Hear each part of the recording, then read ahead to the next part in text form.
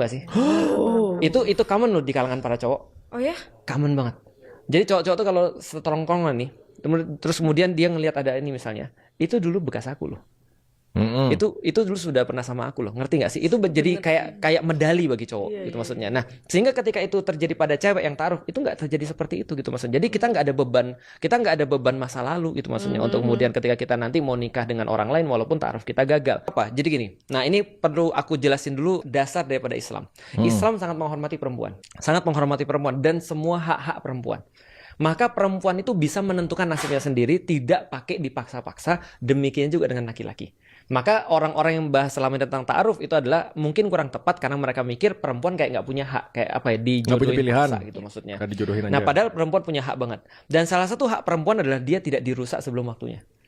Artinya dia masih punya, jadi gini, kalau kembang itu sudah dipetik, dia pasti nanti akan mati. Kembang itu kan pasti kan akan menarik kan ya. Nah, maka dia harus diposisikan tetap jadi kembang. Nah, gimana caranya? Berarti ta'aruf itu melindungi itu sebenarnya. Melindungi kehormatannya perempuan. Sehingga ketika nanti perempuan itu nanti ketika dia pun nggak jadi ta'aruf, ketika ketemu dengan orang yang misalnya dia pernah ta'aruf, dia biasa-biasa aja. Tapi kalau orang sudah pacaran nih ya, misalnya contoh ya, ada orang sudah pacaran, terus kemudian dia sudah pernah ngapain lah 3 tahun pacaran lah.